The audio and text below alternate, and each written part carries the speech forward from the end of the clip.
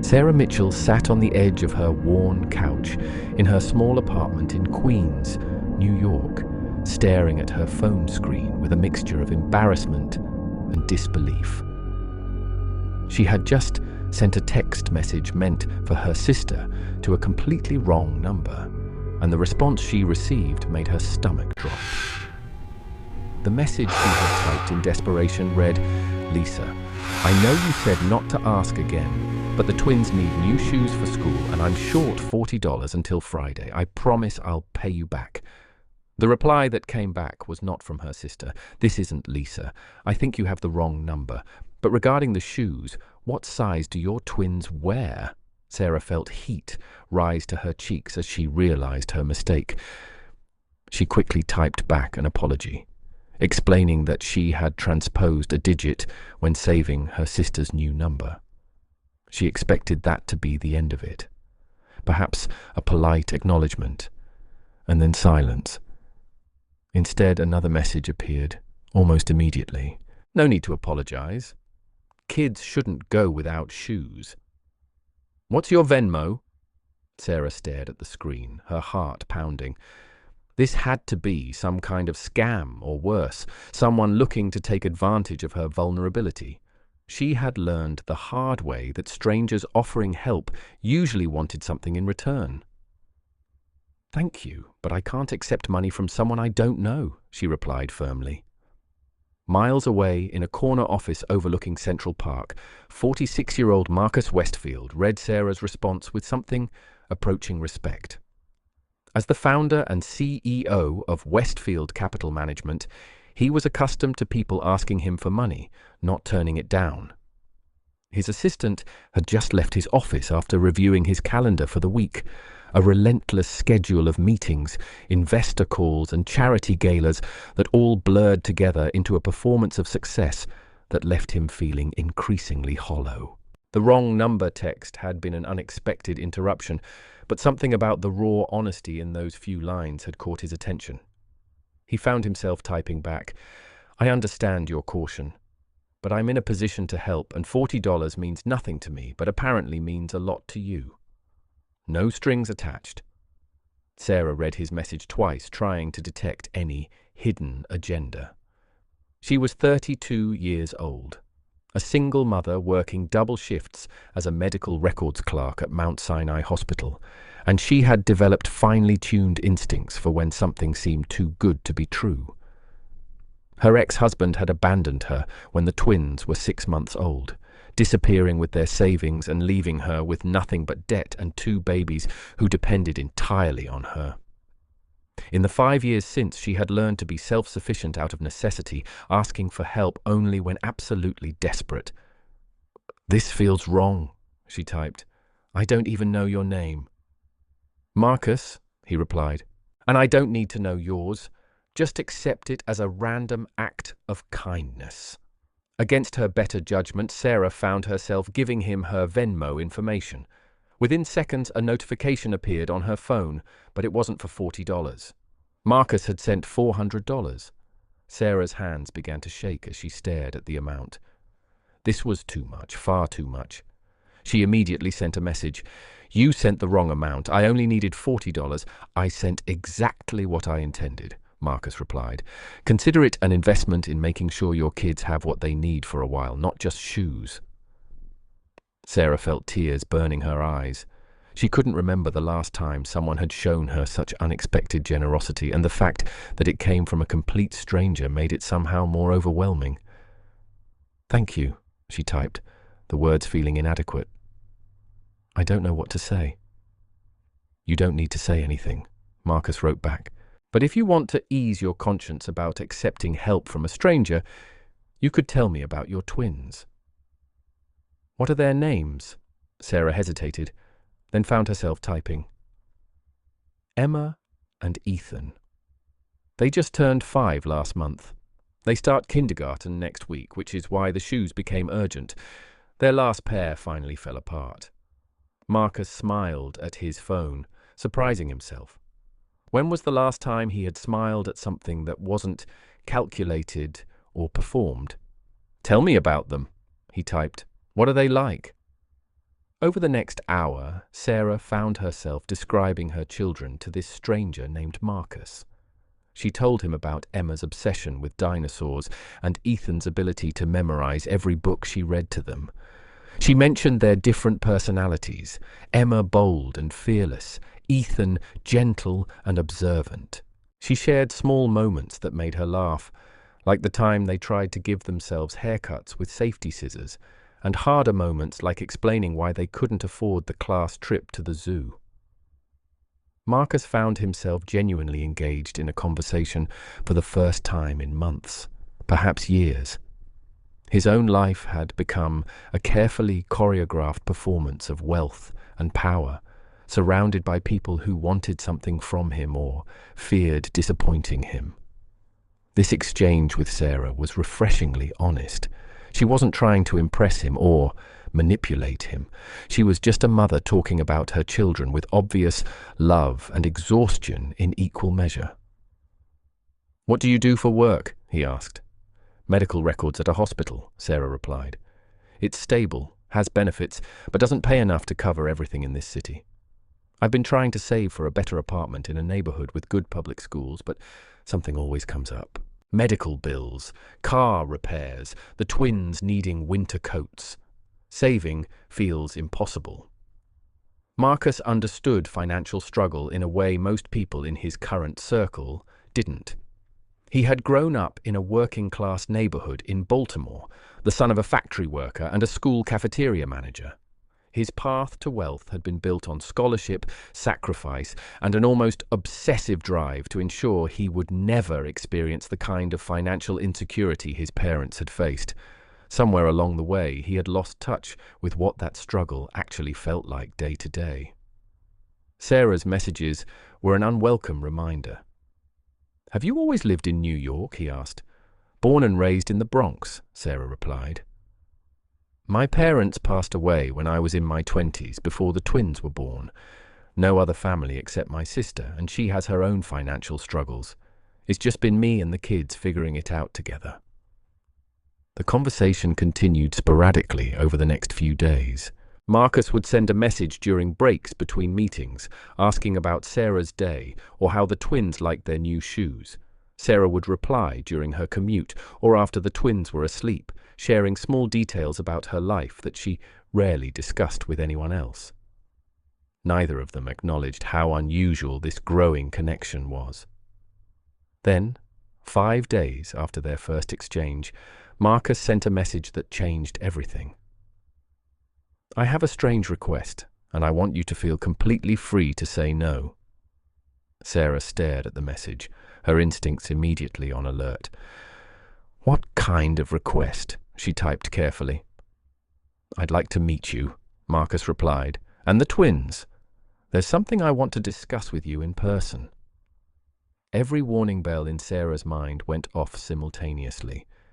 This was exactly the moment when the stranger's true intentions would be revealed. She thought about blocking his number, deleting their entire conversation, pretending this whole strange episode had never happened. But something made her hesitate. Over the past week, Marcus had been respectful, interested without being invasive, generous without being controlling.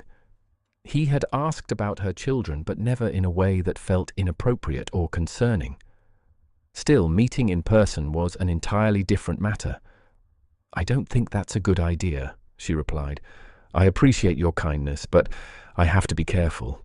"I understand completely," Marcus wrote back. "I should have explained better. I'm not asking to meet at your home or anywhere private. I'd like to invite you and the twins to lunch at a restaurant of your choosing, somewhere public and safe. I have something to propose that might help your situation, but I want to explain it face to face so you can see I'm serious." Sarah's curiosity warred with her caution. "What kind of proposal?" she asked. "It's easier to explain in person," Marcus replied. "But I promise you, it's nothing inappropriate or uncomfortable. It's a business opportunity, actually. One that could benefit both of us." Sarah sat with her phone in her hand, thinking. A business opportunity sounded safer than whatever worst-case scenarios her mind had been constructing, and meeting in a public restaurant with her children present would provide some protection. If this Marcus person was legitimate, it could be worth hearing what he had to say. If he wasn't, she could simply walk away. After a long pause, she typed her response. Okay. But I choose the restaurant and I'm bringing my sister with me. Perfectly reasonable, Marcus agreed. Name the time and place. 2 days later, Sarah walked into a family-friendly Italian restaurant in Midtown Manhattan, her twins holding her hands and her sister, Lisa, walking protectively beside her. Sarah had chosen this restaurant specifically because it was always crowded, well lit, and had an open layout where she could see everything happening around her. She scanned the room, looking for someone who matched the vague description Marcus had given. Tall, dark hair, probably wearing a suit. Her eyes landed on a man sitting alone at a corner table, and something about the way he sat, the quality of his clothes, the expensive watch on his wrist, made her certain this was Marcus. He looked up at that moment, and their eyes met across the restaurant. He stood, and Sarah felt her heart rate increase as she guided the twins toward the table with Lisa close behind. Marcus Westfield had attended thousands of business meetings in his career, negotiated deals worth billions of dollars, and addressed rooms full of hostile investors without breaking a sweat. But as he watched Sarah Mitchell approach his table with her children and sister, he felt genuinely nervous for the first time in years. Sarah looked younger than he had imagined, tired in a way that spoke of chronic stress rather than temporary exhaustion, but there was a directness in her gaze that he respected. The twins were exactly as she had described them, Emma already examining everything around her with bold curiosity, Ethan staying close to his mother's side with watchful eyes. "Sarah," Marcus said as they reached the table, extending his hand, "thank you for coming." Sarah shook his hand briefly, her expression guarded. "This is my sister Lisa, and these are Emma and Ethan." Marcus smiled at the children. "Your mum has told me a lot about you both." "I heard you like dinosaurs, Emma." Emma's eyes lit up with immediate interest, and she launched into a detailed explanation of her favorite prehistoric creatures while the adults settled into their seats. Lisa studied Marcus with open suspicion, her body language making it clear she was there as protection, not pleasantries. After they ordered food and the twins were occupied with coloring sheets provided by the restaurant, Marcus turned his attention to Sarah. "I'm sure you're wondering why I asked to meet," he began. Sarah nodded, her posture tense. "The thought has crossed my mind." Marcus took a breath, organizing his thoughts. "Over the past week, talking with you has reminded me of something I'd forgotten. What it's like to struggle financially despite working hard and doing everything right. My success has insulated me from that reality, and I've realized that insulation has made me less effective at the work I claim to care about most." Sarah exchanged a glance with Lisa, both of them clearly skeptical about where this was going. Marcus continued. "I run a venture capital firm, but I also oversee a charitable foundation focused on economic mobility and family stability. We fund programs, provide grants, support research.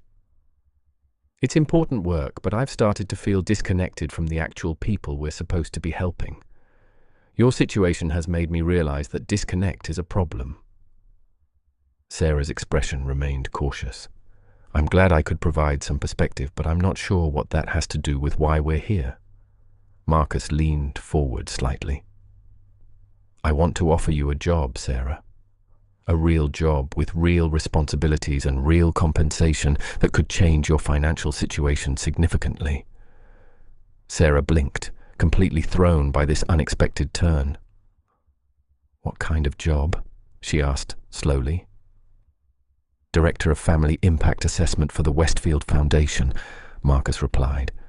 "Your role would be to evaluate our programs from the perspective of the families they're meant to serve, identify gaps between our intentions and actual outcomes, and help us direct our resources more effectively. You'd be using your lived experience as a single parent navigating economic hardship to make our work more relevant and impactful. The salary would be competitive with executive non-profit positions, full benefits, flexible scheduling to accommodate your children's needs. Sarah stared at him, her mind racing. This couldn't be real. Things like this didn't happen to people like her. Lisa spoke for the first time, her voice sharp with protectiveness. This sounds too good to be true. What's the catch? There's no catch, Marcus said, meeting her gaze directly. Well, there is one condition. Sarah, you'd need to be honest with me. Brutally honest. If you think I'm wrong about something, if you see our foundation making mistakes, if you believe we're wasting resources or missing the point, I need you to tell me. I don't need someone who will agree with me. I need someone who will challenge me with perspective I don't have. Sarah found her voice again. Marcus, I appreciate this offer, but I work in medical records. I don't have experience running programs or evaluating non-profits. You have experience being the person those programs are supposed to help, Marcus countered. You understand what it's like to need assistance and how it feels when that assistance is designed by people who've never lived your reality. That perspective is more valuable than any non-profit management degree.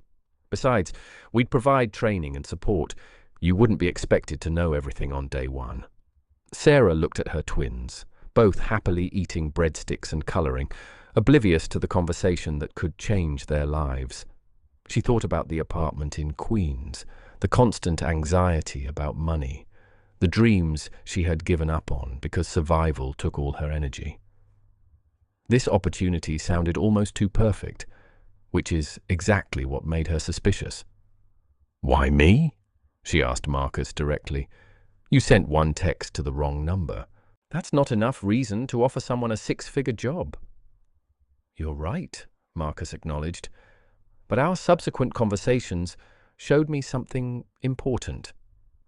You asked questions that made me reconsider assumptions I'd held for years. You described struggles I'd heard about in abstract reports but never truly understood in human terms. And perhaps most importantly, you didn't ask me for anything beyond that initial $40. You weren't looking for rescue or opportunity. You were just trying to take care of your children. That kind of dignity and self-sufficiency is exactly what I want guiding our foundation's work. Lisa leaned forward, still protective. What happens when you get bored of this idea? When the novelty of having a, quote, real person, unquote, on staff wears off? Will you fire my sister and leave her worse off than before? It was a fair question, and Marcus respected her for asking it. That's why I'm proposing a contract, he said. 1 year guaranteed, with full salary and benefits regardless of whether the foundation continues beyond that period. If after a year this arrangement isn't working for either of us, Sarah walks away with a year's salary as severance and a professional reference. She takes zero risk. The only person taking a risk here is me, betting that Sarah's perspective will be worth the investment.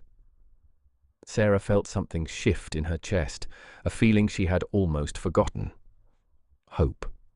It was terrifying and exhilarating in equal measure. Before she could respond, Emma tugged on her sleeve.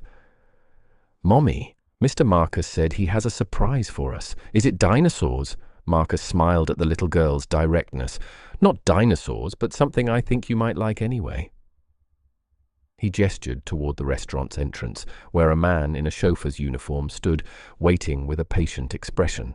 Sarah followed Marcus's gesture and saw the chauffeur standing near the entrance, and her initial reaction was confusion mixed with a fresh wave of suspicion.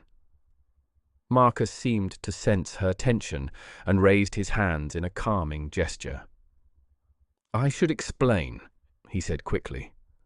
I wanted to show you the Foundation's offices and introduce you to some of the team, but I realize now that springing this on you wasn't the best approach. The offer stands regardless of whether you want to see the offices today or take time to think about everything first. Lisa crossed her arms, her protective instincts still running high. You brought a car and driver to a job interview. That seems excessive. Marcus had the grace to look slightly embarrassed. In my world, it's actually fairly normal, which I realize is part of the problem Sarah and I have been discussing. I'm so removed from how most people live that what seems ordinary to me appears excessive to everyone else. Sarah, I genuinely want you to see where you'd be working and meet the people you'd be working with, but only if you're comfortable. If you'd rather go home and think about this, I completely understand. Sarah looked at her twins, both of them watching the adults with the kind of careful attention that children develop when they're used to their mother being stressed. She thought about the decisions she had made over the past 5 years, each one focused on survival and stability rather than opportunity or growth. This moment felt different, dangerous in its potential to either transform their lives or prove to be another disappointment in a long series of them. "What do you think, Lisa?" Sarah asked her sister quietly. Lisa studied Marcus for a long moment, her expression skeptical but thoughtful. "I think this whole thing is bizarre," she said honestly, "but I also think you should see what he's offering before you decide. If nothing else, the twins might enjoy riding in a fancy car." 20 minutes later, Sarah found herself settling into the leather seats of a town car with her children beside her, their eyes wide with wonder at the vehicle's spacious interior. Lisa sat across from them, still watchful, while Marcus occupied the front passenger seat, giving them space and privacy. As the driver navigated through Manhattan traffic toward the Foundation's offices, Sarah watched the city pass by the tinted windows and tried to process everything that had happened in the past hour. Emma pressed her face against the window, narrating everything she saw with her characteristic enthusiasm, while Ethan leaned against Sarah's side, his small hand gripping hers tightly. "This is really happening," Sarah thought to herself. "A week ago, I was worrying about $40 for shoes, and now I'm in a car being driven to a potential job that could change everything." The Westfield Foundation occupied 3 floors of a building in Lower Manhattan, and as Marcus led them through the bright, modern offices, Sarah tried to absorb the reality of what she was seeing. The staff members they passed looked professional, but not pretentious, and several of them greeted Marcus with what appeared to be genuine warmth rather than the forced deference she might have expected. He introduced Sarah to the Foundation's program directors, each of whom explained their work with clear passion. There was Maria, who oversaw early childhood education initiatives. There was James, who managed workforce development programs. There was Patricia, who ran the Foundation's housing stability projects. Each of them spoke about their work with dedication, but Sarah couldn't help noticing how abstract their language became when discussing the families they served. They talked about demographics and outcomes, data points and impact metrics, using terminology that felt disconnected from the actual human experiences Sarah knew so intimately. Marcus seemed to notice her reaction and guided her toward a conference room where they could talk more privately, while the twins explored a nearby break room with Lisa supervising them. "What are you thinking?" he asked once they were seated. Sarah chose her words carefully. "Everyone seems committed to good work, but they talk about families the way I talk about medical records at the hospital. Technical, distant, organized into categories." Marcus nodded slowly. "That's exactly the problem I've been trying to articulate but couldn't quite identify until our conversations. We've become efficient at processing poverty without truly understanding it." Sarah felt emboldened by his receptiveness. "The housing program Patricia described sounds comprehensive, but I noticed she kept emphasizing credit scores and financial literacy training. Those things matter, but she didn't mention anything about the actual barriers people face, like the fact that most landlords in this city want first month, last month security deposit and broker's fee all up front. That's 4 months' rent before you even move in. You can have perfect credit and financial literacy and still not be able to access housing because you can't save that much while also paying current rent and feeding your kids. Marcus pulled out a notepad and began writing. This is exactly what I mean. That's a blind spot we have because none of us on the leadership team have had to rent an apartment while living paycheck to paycheck, Sarah continued, warming to the subject. Or the childcare gap. I saw James's workforce development program focuses on job training and placement, which is important. But what happens when someone gets that job and then realizes childcare costs more than they'll earn? I've had friends who got better jobs but couldn't take them because they'd actually lose money once they paid for childcare. The programs don't talk to each other. Training someone for a job without ensuring they can afford childcare to keep that job just sets them up for failure.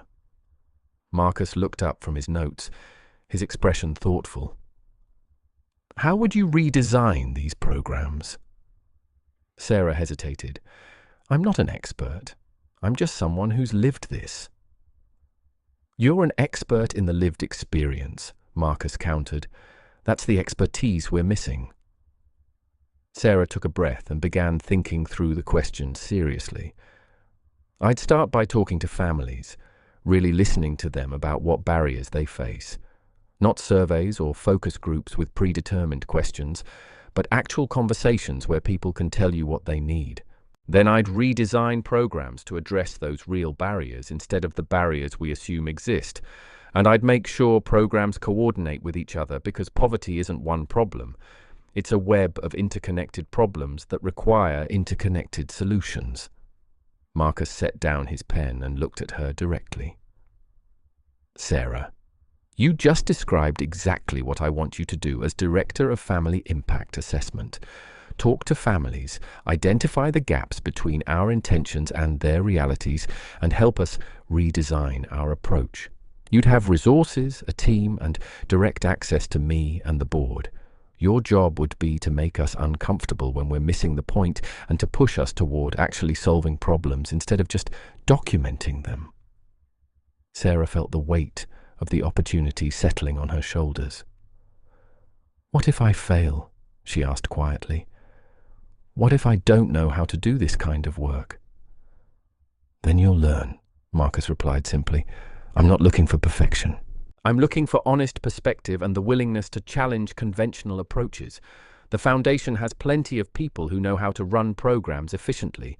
What we need is someone who knows whether those programs actually matter to the people they're meant to serve. Before Sarah could respond, Emma burst into the conference room with Lisa following close behind and Ethan trailing after them. Mommy! There's a whole room with toys and books, Emma announced with delight. And Mr. Marcus's assistant said if you work here, we could come visit sometimes. Sarah's heart clenched at the hope in her daughter's voice. She looked at Lisa, who gave a small nod that seemed to say, this is your decision, but I'll support whatever you choose. Sarah turned back to Marcus, seeing in his expression something she hadn't fully recognized until this moment. He needed this arrangement as much as she did.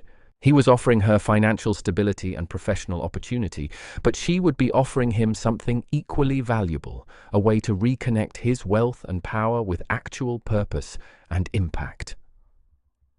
I need time to think about this, Sarah said finally. It's a major decision, and I need to make sure it's the right choice for my family. Of course, Marcus agreed immediately. Take whatever time you need. The offer will remain open. He pulled out a business card and wrote something on the back before handing it to her. That's my personal cell number. Call or text when you've made a decision, or if you have any questions.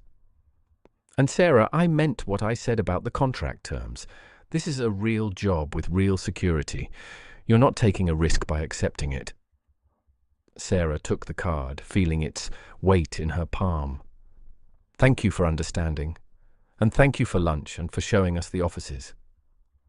Marcus smiled, and for the first time, Sarah saw something genuine behind the polished exterior. Thank you for giving this consideration. I know how unusual this all must seem. The ride back to Queens was quieter than the trip to Manhattan had been. Emma and Ethan were tired from the excitement and dozed against Sarah's shoulders while Lisa sat across from them, her expression thoughtful. "What are you going to do?" Lisa asked quietly. "I don't know," Sarah admitted. "Part of me thinks this is the opportunity of a lifetime. Another part thinks it's too strange, too fast, too risky." Lisa considered this. "He seems legitimate. I looked him up on my phone while you were in the conference room. The foundation is real. His background checks out, and there are no red flags I could find. So the question is whether you trust your instincts about him." Sarah looked down at her sleeping children and thought about all the small moments over the past week. The way Marcus had responded to her initial text with kindness instead of dismissal. The respect he had shown for her boundaries. The genuine interest he had taken in her perspective during their conversations. The seriousness with which he had treated her observations about the Foundation's programs. "I think I trust him," Sarah said slowly. "Or at least, I trust that his offer is genuine. What I'm less sure about is whether I can actually do this job." Lisa reached over and squeezed her sister's hand. "Sarah, you've been doing impossible things for 5 years. You've raised 2 amazing kids alone while working full-time and keeping everyone fed and housed in one of the most expensive cities in the world. If you can do all that, you can definitely learn to run programs and talk to families about what they need. The question isn't whether you can do it. The question is whether you're brave enough to try." That night, after the twins were asleep in their shared bedroom, Sarah sat on her couch with Marcus's business card in her hand and thought about bravery. She had spent the past 5 years being brave in ways that felt necessary but small. Brave enough to ask her sister for $40 when her children needed shoes. Brave enough to work double shifts when rent was due. Brave enough to keep going when exhaustion felt overwhelming. This was a different kind of bravery. The kind that involved taking a risk on possibility rather than just enduring hardship. She picked up her phone and looked at the text conversation with Marcus, reading back through their exchanges from the past week. Then she began typing a new message. "I've made a decision," she wrote. "I'll take the job, but I have some conditions." Marcus's response came within minutes despite the late hour. "I'm listening." Sarah took a breath and continued typing. "First, I need the contract in writing before I give notice at my current job. Second, I need flexibility to handle emergencies with my kids without it affecting my position. Third, if I tell you something you don't want to hear about the Foundation's work, I need to know you'll actually listen and consider it seriously, not just dismiss it because I'm new or lack traditional credentials. Fourth, I need to know this is about the work and the mission, not about you trying to fix me or my situation out of some sense of charity." Sarah sent the message and waited, her heart pounding. She had been more direct than she probably should have been, but if this arrangement was going to work, it needed to be based on honesty and clear expectations. Marcus's response came through after a pause that felt much longer than it probably was. "All 4 conditions are completely reasonable, and I agree to each of them. The contract will be ready for your review by tomorrow afternoon. The flexibility for your children is non-negotiable from my side. Family comes first. I promise to listen seriously, even when I don't like what you're telling me, especially then. And Sarah, this is absolutely about the work and the mission. You're not a charity case. You're someone with valuable expertise that my foundation desperately needs. If anything, I'm the one getting the better end of this arrangement." Sarah felt tears prick her eyes as she read his response. "When do you want me to start?" she typed. "Take 2 weeks to give proper notice at your current job and get things organized," Marcus replied. "Your first day will be a Monday. We'll do a proper orientation, introduce you to the full team, and start building your program. And Sarah, thank you for taking this chance. I know it requires trust, and I don't take that lightly." Sarah wiped her eyes and typed back, "Thank you for seeing something in me that I'm not sure I see in myself yet. I'll do my best to live up to your expectations." "I have no doubt you will," Marcus responded. "Get some rest. We have a lot of work ahead of us." 6 months later, Sarah sat in a conference room at the Westfield Foundation, presenting her findings to the board of directors. She had spent the past half year talking to hundreds of families, visiting the communities the foundation served, and documenting the gaps between the program's intentions and their actual impact. Her presentation was direct and unflinching, pointing out where the foundation was succeeding and where it was failing.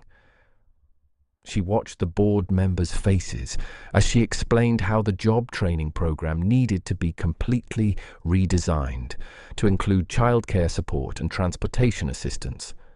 She saw some of them shift uncomfortably as she described how the housing program's credit score requirements were excluding the families who needed help most. She noticed the tension in the room as she recommended cutting funding to 2 programs that looked good on paper but weren't actually helping people improve their situations. When she finished, there was a long silence. Then Marcus, sitting at the head of the table, began to clap. The other board members joined in, though Sarah could see that some of them were applauding more out of politeness than genuine enthusiasm. "This is exactly the kind of assessment we needed," Marcus said, his voice carrying across the room. Uncomfortable, honest, and focused on actual outcomes rather than maintaining appearances.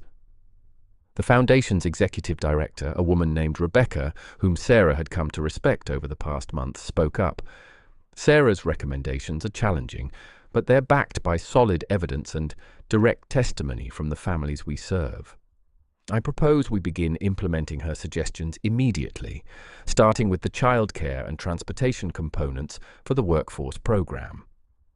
Over the next hour, the board discussed Sarah's recommendations, debated the implications, and ultimately voted to approve most of her proposed changes.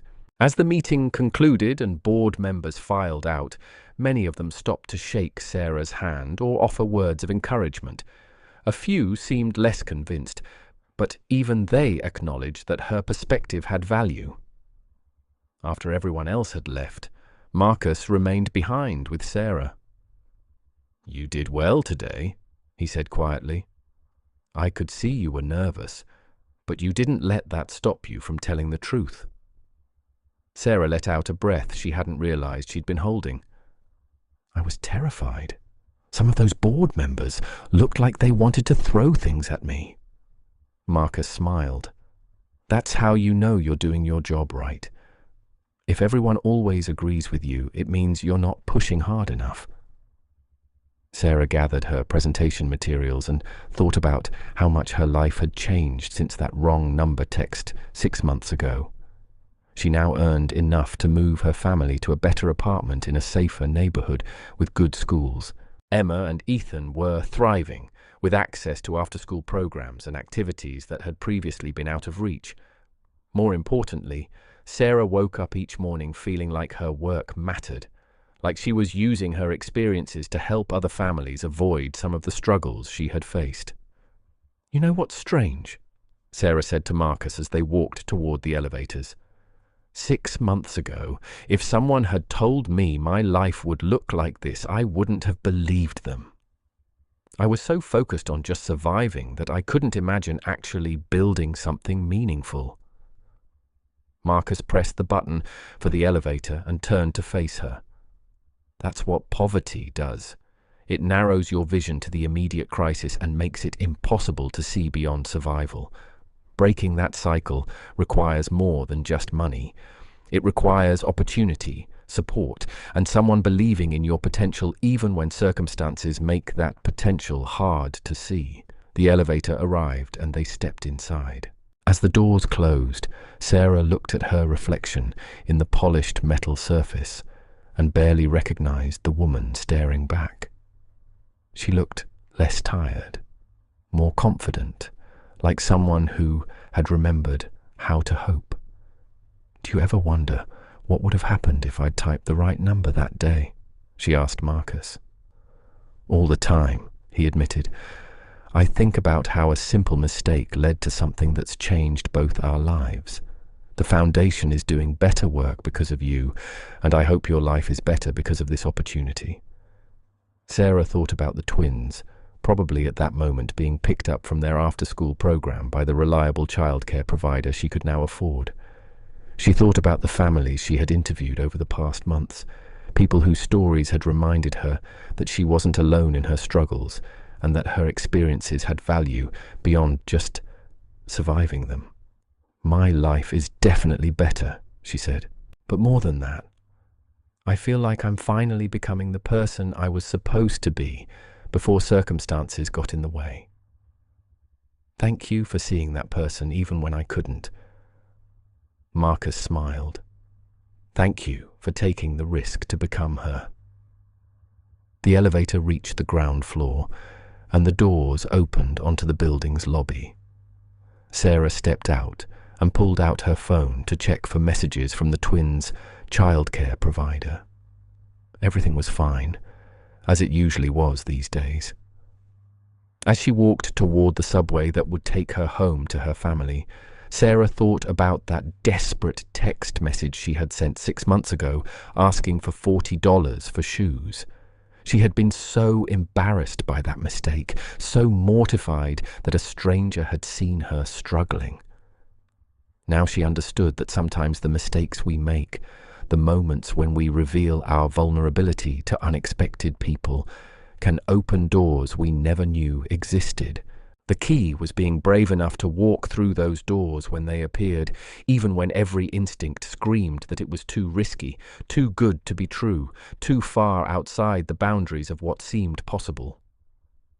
Sarah emerged from the subway station in her neighborhood and walked the familiar blocks to her apartment building. But everything looked different now. Not because the streets had changed, but because she had. She had learned that transformation didn't require rescue or charity. It required someone seeing your potential and offering you the tools to build something better. It required being brave enough to accept help without shame and strong enough to use that help to lift not just yourself but others facing similar struggles. As she unlocked her apartment door and heard the twins calling out their greetings, Sarah smiled and thought about how a wrong number had turned into exactly the right connection at exactly the right moment. Sometimes life's biggest transformations began with the smallest mistakes and the courage to see where those mistakes might lead.